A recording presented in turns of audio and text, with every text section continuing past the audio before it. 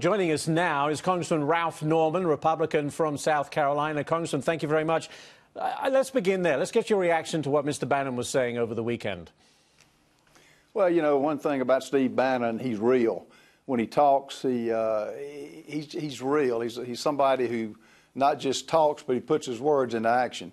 My thoughts are this: competition is good in anything, particularly in politics. I think, you know, term limits should be in effect. It's not and probably won't be. But what he's doing is expressing what a lot of people are fed up with, is the Senate's inaction. We have 270 bills that we passed in the House that we can't get action on in the Senate. So I think what he's doing is right. I think, as he says, it's work. And he's willing to go to work. Well, there seems to be more than one party within the Republican Party, and that's certainly very clear in the Senate. If you cannot get tax reform done, how much is that going to hurt those Republicans who are going to be running next year? It could be carnage.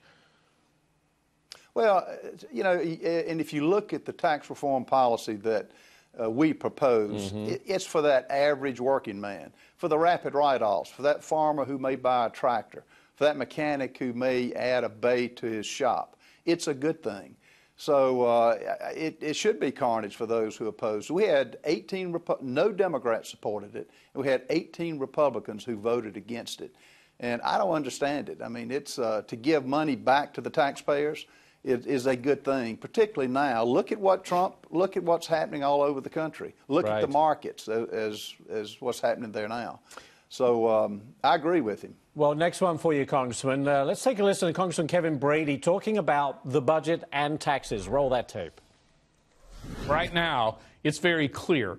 If you are a no vote on the budget, you are voting to kill tax reform. There's just no way around it.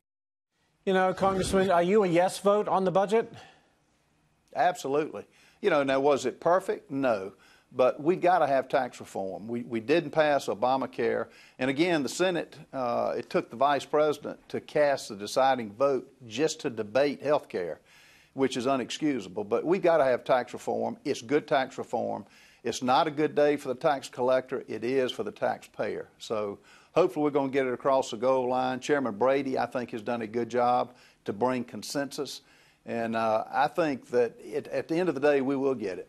So why is Mitch McConnell having so much problem getting the Senate on board, with the House passing more than 300 pieces of legislation, but the big-ticket items just seems to be an elephant's graveyard over in the Senate?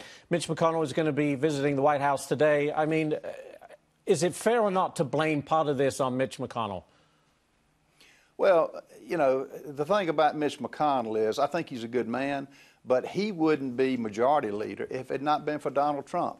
Donald Trump carried states that no Republican has ever carried, Pennsylvania, Wisconsin. So he's where he is because of Donald Trump winning the election with the Electoral College. So he ought to be all on board. He's in charge of a lot of the committee chairmanships, which he ought to be putting pressure on those senators. Because if you look at it, this isn't rocket science. This is giving money back. And this is what Republicans promised, and we control all three houses, you know, the House, the Senate, the executive branch, and we've got to deliver, and no vote on this is unexcusable. Yeah, because, you know, as you said, the frustration is almost palpable on a daily basis right now. Congressman, thank you so much for joining us. We appreciate it. All right, talking of